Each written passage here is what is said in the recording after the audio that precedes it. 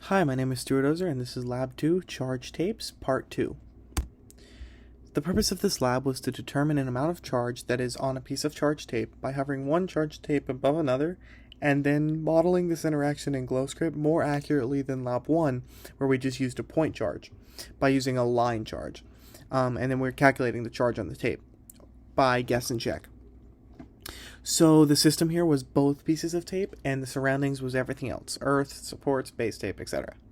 So the necessary physics principles here were Coulomb's law, where F, the force, is K Q1 Q2 over D squared D hat, where K is 9E9 Newton meters squared over Coulomb squared.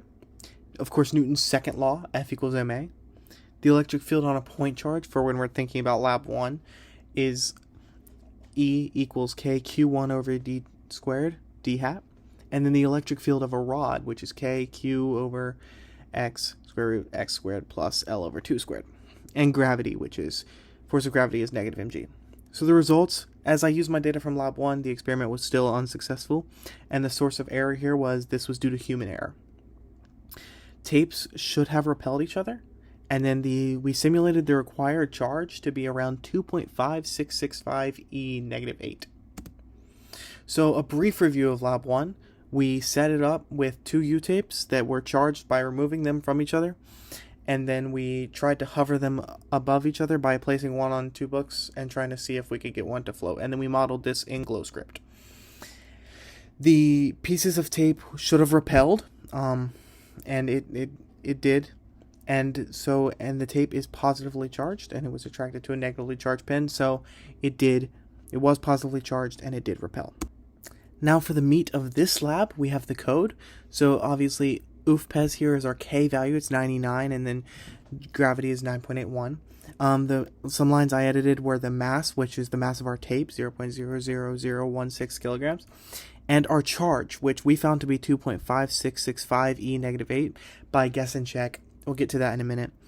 The E field function is just you find the vector R between your two positions, and then you find the magnitude of that vector, find the hat of that vector, so the unit vector for that, and then you apply the field of a point charge particle of a point charge, and you make that E, and you return that value for E.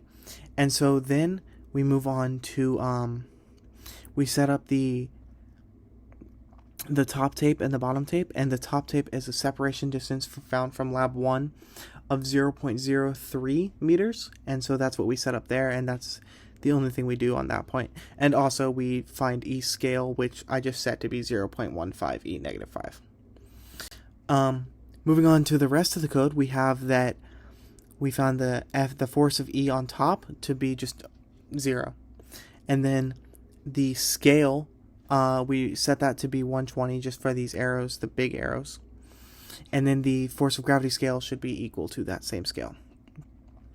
And then for the charge on top in top tape, we look in this for loop is the parts that I edited, and we set the force of the field on the charge on the top by the charge on the bottom to be the field at the top by the charge on the top by the charge at the bottom, times the charge at the top.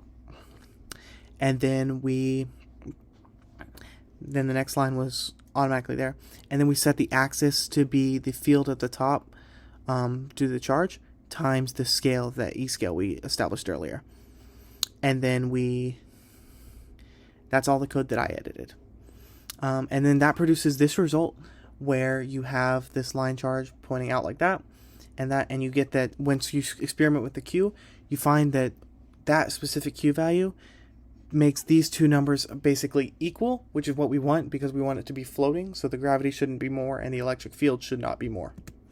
For the discussion questions, for the what if question, which you can read here, using the original Q from Lab 1 was 1.2528 E negative 8, where this new Q is 2.5665 E negative 8, a 205% increase. So a point charge was a terrible estimation. And you can kind of see that here, about how much gravity is so much bigger there. And then why do those differ?